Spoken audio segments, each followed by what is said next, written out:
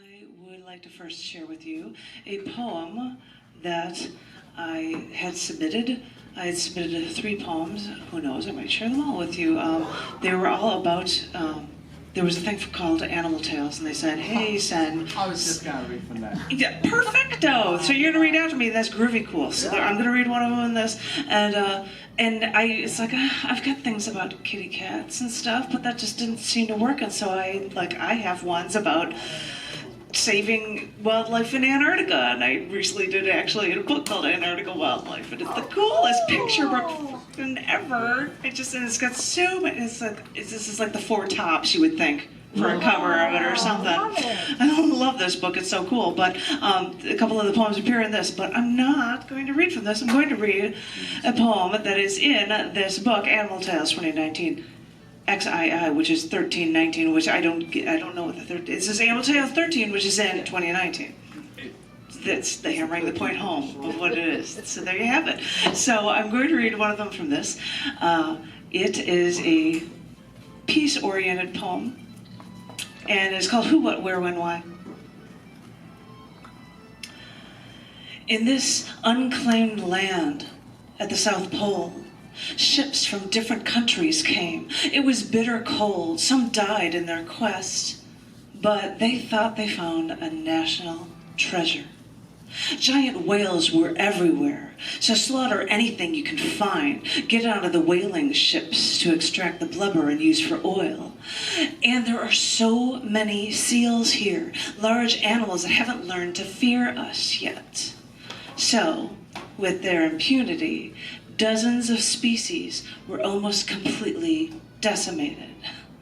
What a treasure. Who? 12 countries, eventually more than 80. What? They signed an agreement to make this Antarctica exist for research and peace. Where? At the southern pole, where the days last half a year and the nights give us the aurora australis. When? Just over a half century ago, when we realized that we had to save what we almost destroyed and let it thrive. Why? Because when humans come to a new place, the first thing we bring is battle. So if we promise to leave it alone, maybe peace can truly exist somewhere on planet Earth. Ooh. Nudity in this one. I don't know what other people have for accepted writings, but underneath it says Jino Papers, written leaving Antarctica, crossing the Drake Passage. These things, I've got these because we went, and I'm like, and they say they're at the airport in Rio Gallegos in South America, and I'm like, that's just wicked cool. They're like, well, I'm stuck on water in a Drake Passage, I'm gonna write. But I figured, why not? It seemed the time when this is all stirring and you learn all of these things about trying to save icebergs and the like, which is actually worse in the Arctic than the Antarctic, but that's probably because there's more humanity. And I'll just stop being political. Done. I'm going to read now one for you for a different holiday from the Every Event of the Year book. I try to find a fun one that I thought you might get a kick out of, or some of you might. This was written on Alfred Hitchcock Day. Did you know there was a day? Well, now you do. So I wrote this in that honor, and it's called Vanishing Psycho in the Rear Window. Ever since leaving the hospital, everything now comes to you like some sort of surreal movie where everything seems so proper, like life exists in black and white. Black and white, cut and dry. They're either too nice to you or they want to kill you dead. So start strenuously searching, look to see the full color truth. Everyone seems cordial to you, almost too nice is all you think, when you're sure that they only say half-truths whenever you ask, so you know you can trust no one.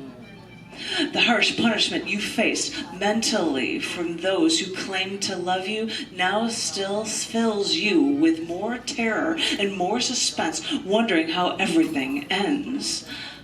You stay behind the camera lens. You try to record everything to cover your tracks, to stay out of the limelight. You think it works, but they still turn to you nonetheless. So beware, your dear old mommy. Stay clear of anyone or anything who may try to do you in. Avoid high places where someone may push you to your death. But still, your danger may come from above. So beware the birds circling like masked daggers above. Beware. You don't know that you are hunted, but you're now the one who knows too much. Even avoid strangers on a train, because the lady can vanish in a flash and no one will know your malaise, as your misery is like the M for dialing M for murder, even in the privacy of your own home. So, double lock all of your doors. Hope you've covered all of your bases. Blinds stay closed. Close the drapes. Put towels under the bathroom door. And just try to relax and take a shower.